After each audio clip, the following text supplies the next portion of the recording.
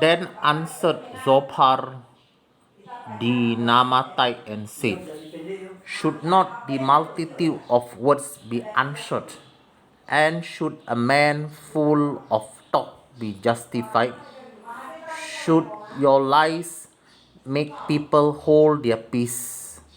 When you mock, shall no one make you ashamed? For you have said, my doctrine is pure, and I am clean in your eyes. But oh, that God would speak and open his lip against you, and that he would show you the secrets of wisdom, that they are double to that which is. Know therefore that God exacts of you less than your iniquity deserve. Can you by searching find out God? Can you find out the Almighty to perfection? It is as high as heaven. What can you do? Deeper than hell. What can you know?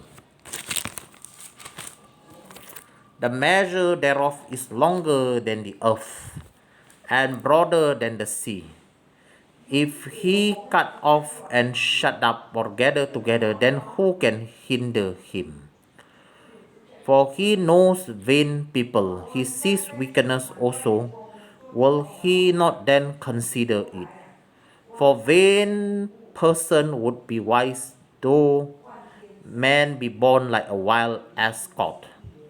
If you prepare your heart and stretch out your hands toward him, if iniquity be in your hand, put it far away, and let not wickedness dwell in your tabernacles. For then should you lift up your face without spot. Yea, you should be steadfast and should not fear, because you should forget your misery and remember it as waters that passing away. And your age shall be clearer than the noonday. You should shine forth, you should be as the morning, and you should be secure because there is hope. Yeah, you should dig about you, and you should take your rest in safety. Also you should lie down, and none shall make you afraid. Yea, many shall make sweet to you.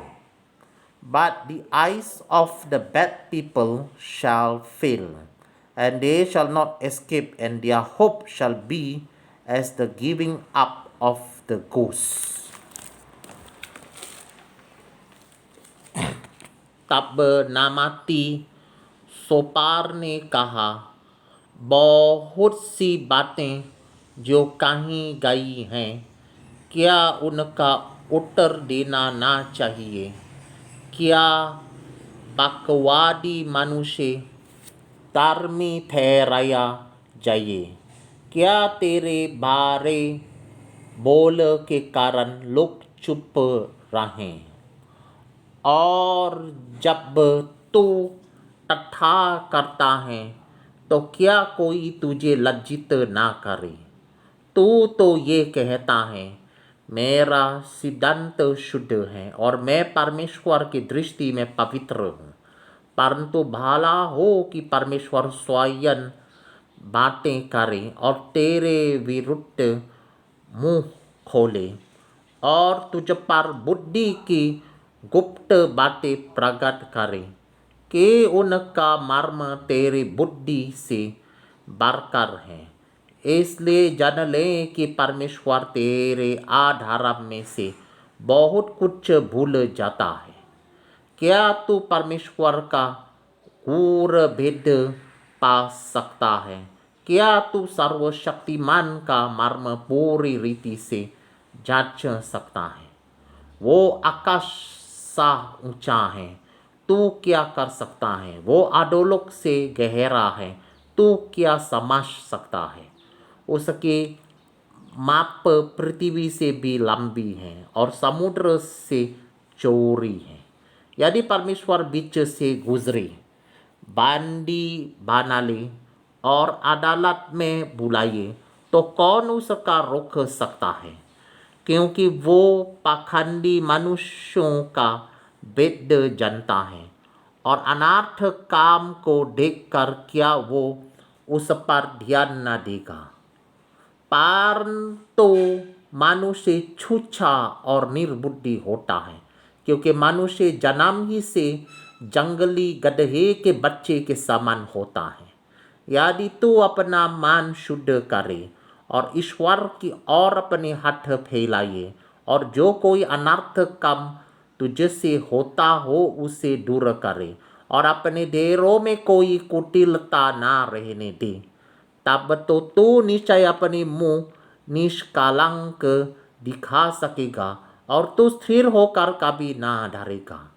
तब तू अपना दुख भूल जाएगा, तू उसे उस पानी के समान स्मरण करेगा जो जो बह गया हो, और तेरा जीवन दोपहर से भी अधिक प्रकाशमान होगा, और चाहे अंधेरा भी हो तो भी वो भोर सा हो जाएगा।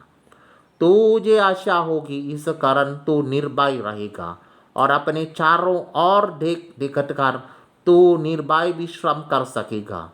जब तू लेटेगा तब कोई तुझे डराएगा नहीं, और बहुत तेरे तुझे प्रसन्न करने को यत्न करेंगे, परंतु दुष्ट लोगों की आंखों धुंधली पड़ जाएगी और उन्हें कोई शरण स्थान ना मिलेगा और उनकी आशा यही होगी कि प्राण निकाल जाए। Alright, I have finished reading in English and literal Hindi as well.